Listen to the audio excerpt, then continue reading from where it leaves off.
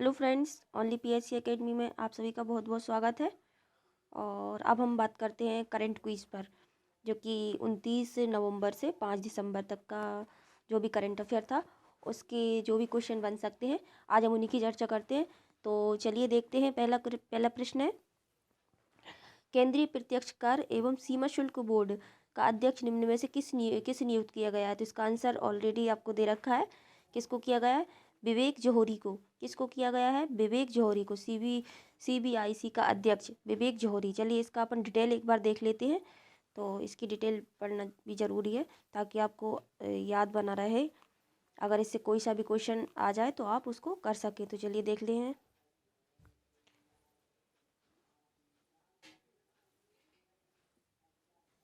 तो हम इसकी डिटेल देखते हैं।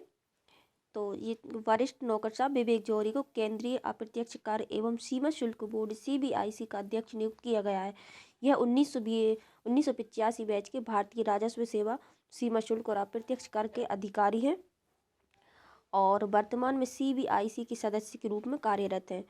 और आगे देखें अगर तो इन्होंने किसकी जगह ली है तो वह देख लेते हैं। एम अजीत कुमार की जगह ली है इन्होंने, और जिनका कार्यकाल इस महीने के अंत में पूरा हो रहा था। कौन का? एम अजीत कुमार का। और अभी कौन नियुक्त किए गए हैं? तो वह नियुक्त किए गए वह हैं विवेक जौहरी जी। ठीक है, तो ये वाला क्वेश्चन देखा। अब हम नेक्स्ट क्वेश्चन देखते हैं। अमृतसर के परमजीत ने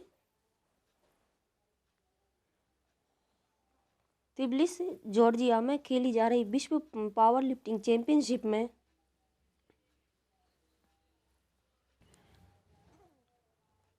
चैंपियनशिप में 49 किलो भार वर्ग में कौन सा पदक जीता। तो वह कौन सा पदक जीता?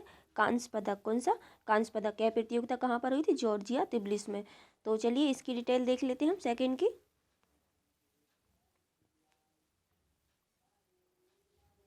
अमृतसर के परमजीत ने तिब्लिस जॉर्जिया में खेली जा रही विश्व पावर लिफ्टिंग चैंपियनशिप में 49 किलो भार वर्ग में कांस्य पदक जीता है। परमजीत सिंह रविवार को कुल 158 किलो वजन उठाकर राष्ट्रीय कीर्तिमान के साथ तीसरे स्थान पर रहे। कौन सा स्थान प्राप्त किया इन्होंने? तीसरा स्थान। और परमजीत ने इससे पहले जकार्ता पैरा एशियाई जो खेलों में 145 किलो वजन में कांस्य पदक जीता था।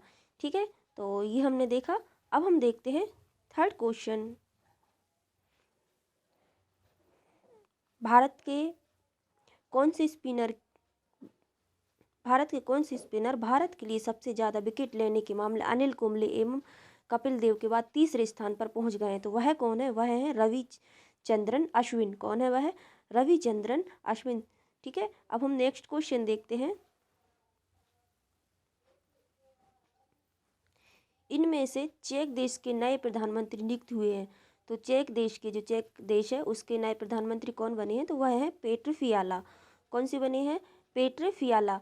और इसकी डिटेल आप डिस्क्रिप्शन जो मैंने दिया है उसमें आप पढ़ सकते हैं। तो चेक देश के नए प्रधानमंत्री नियुक्त किए गए हैं पेट्र फियाला। एमपीपीएससी में ये इस टाइप के क्वेश्चन पूछ लिए जाते हैं कि किसी देश का राष्ट्र प्रमुख चुना जाता है तो वह कौन है। तो इस प्रकार के क्वेश्चन हर साल एक ना एक आ जाता है।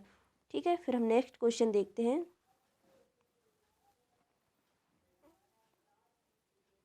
अंतर्राष्ट्रीय मुद्रा कोष आईएमएफ की नई डिप्टी मैनेजिंग डायरेक्टर निम्न में से किसे बनाया गया है? तो वह कौन है? गीता गोपीनाथ। अंतर्राष्ट्रीय मुद्रा कोष आईएमएफ की नई deputy managing director Gita Gopinath को बनाया गया है। तो चलिए हम इसकी डिटेल पढ़ लेते हैं एक बार।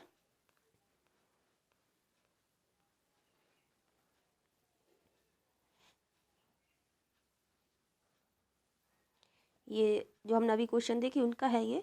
हम पढ़ते हैं गीता गोपीनाथ के बारे में।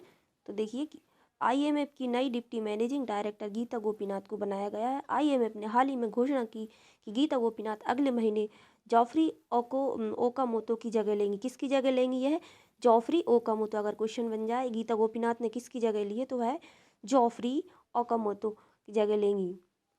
फर्स्ट डिप्टी मैनेजिंग डायरेक्टर बनेंगी हैं। और आईएमएफ की चीफ क्रिस्टलिना जॉर्जिवा के बाद गीता गोपीनाथ का ही नंबर होगा। ऐसा पहली बार होगा जब वॉशिंगटन स्थित इस अंतर्राष्ट्रीय संस्था में शीर्ष के 2 पदों पर महिलाएं बैठेंगी। तो ऐसा पहली बार होगा जब दोनों पदों को महिलाएं संभाल रही हैं, शीर्ष जो पद होते हैं शीर्ष के, उन पर दोनों पदों पर महिलाएं ही होंगी। अभी कौन है? Kristalina Georgieva. और इसके बाद किसका नंबर होगा? गीता गोपीनाथ का। ठीक है, तो ये देख लिया हमने। और इसका जो हेड क्वार्टर वह कहाँ पर है? वाशिंगटन DC में, IMF।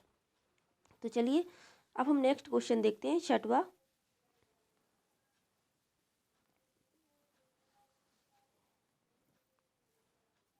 असम राज्य सरकार ने राज्य का सर्वोच्च नागरिक सम्मान असम वैभव निम्न में से किसे प्रदान करने की घोषणा की है? किसे की है? रतन टाटा को। कौन सा सम्मान है? असम राज्य का सर्वोच्च नागरिक सम्मान है असम वैभव। किसे? रतन टाटा को।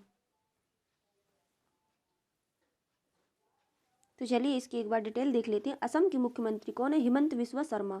हिमंत बिस्वा शर्मा ने रतन टाटा को असम वैभव सम्मान देने की घोषणा की है। मुख्यमंत्री ने कहा कि असम के लोग राज्य में कैंसर की देखभाल के लिए उनके असाधारण योगदान के लिए उद्यमी के बहुत आभारी हैं। रतन टाटा की पहल पर टाटा ट्रस्ट ने असम सरकार के सहयोग से साल 2018 में 19 कैंसर देखभाल इकाई स्थापित का निर्णय लिया था। इसका शिलान्यास रतन टाटा ने किया था। इसलिए इनको जो असम का सर्वोच्च सम्मान है वह देने की घोषणा की गई। वह कौन सा सम्मान है? वह है असम वैभव। कौन सा सम्मान है? असम वैभव। चलिए अब हम नेक्स्ट क्वेश्चन देखते हैं, क्वेश्चन नंबर 7।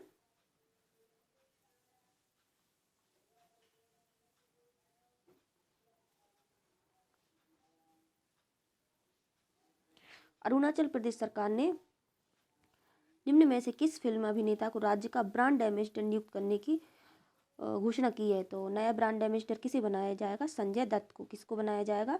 संजय दत्त को। चलिए देख लेते हैं संजय दत्त को क्यों बना रहे हैं अरुणाचल प्रदेश का नया ब्रांड एम्बेसडर। तो क्वेश्चन नंबर 7 का हम देखते हैं, डिस्क्रिप्शन में क्या दिया गया है।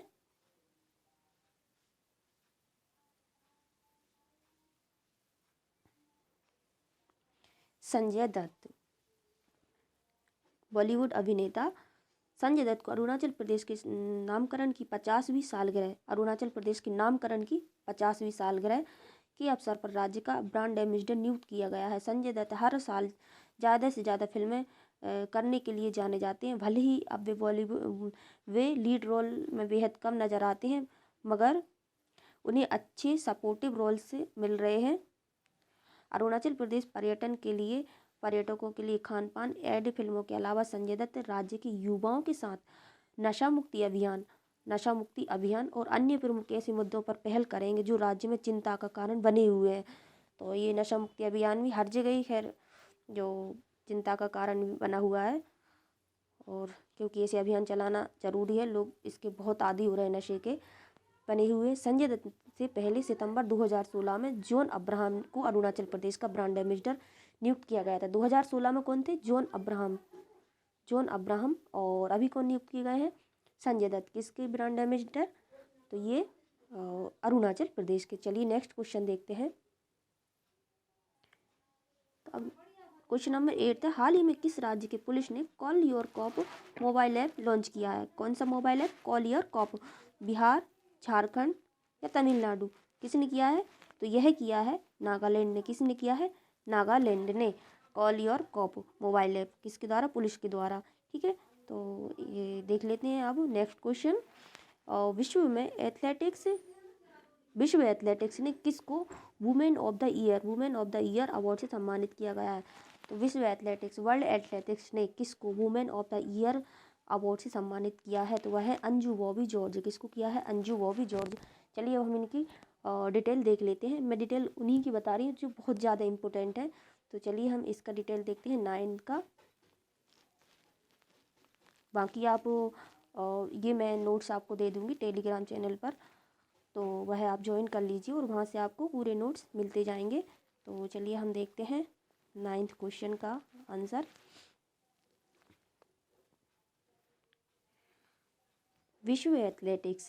वर्ल्ड एथलेटिक्स ने अंजू बॉबी जॉर्ज को women of the year award से सम्मानित किया है। भारत में खेल को आगे बढ़ाने के प्रयासों के साथ महिलाओं को प्रेरित करने वाली अंजू बॉबी जॉर्ज ने वर्ष 2003 में विश्व एथलेटिक चैंपियनशिप के लॉन्ग जंप में कांस्य पदक अपने नाम किया था। किसमें? लॉन्ग जंप में। कब किया था? 2003 में विश्व एथलेटिक्स चैंपियनशिप की लॉन्ग जंप में कांस्य पदक अपने नाम किया।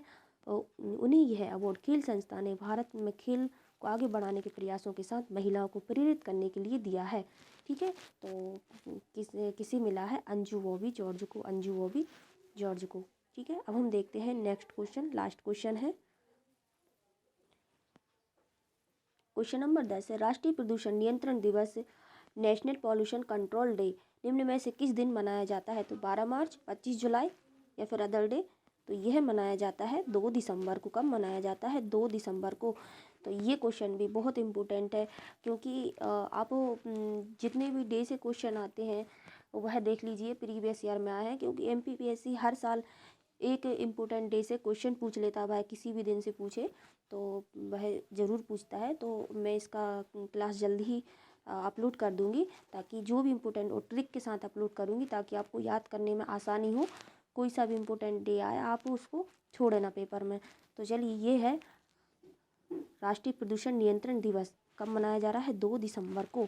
तो ये था हमारा आज का 29 नवंबर से 5 दिसंबर तक का करेंट अफेयर कि जो भी क्विज थे वह थे, हमने कंप्लीट कर लिया। अब हम आगे की करंट अफेयर की क्लास जल्दी ही अपलोड करेंगे। तब तक आप इस पीडीएफ को मैं उस पर टेलीग्राम चैनल पर अपलोड कर दूंगी, तो वहाँ से आप इसको डाउनलोड कर सकते हैं और अपना तैयारी को और भी अच्छे से बेहतर कर सकते हैं। चलिए, तो फिर मिलते हैं नेक्स्ट क्लास में। Thank you. जय हिंद, जय भारत।